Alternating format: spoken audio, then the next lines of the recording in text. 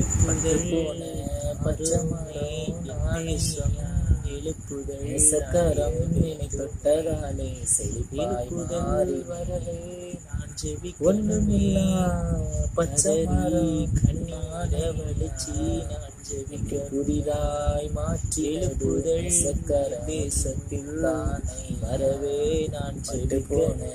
பச்சை மரம் எழுப்புதலை தாரும் என்று மன்றாடி ஜெபிக்க தொட்டதால் செழிப்பாய் மாறி இலைகள் உதிர்ந்த மரம் நேசக்கரம் தொட்டதால்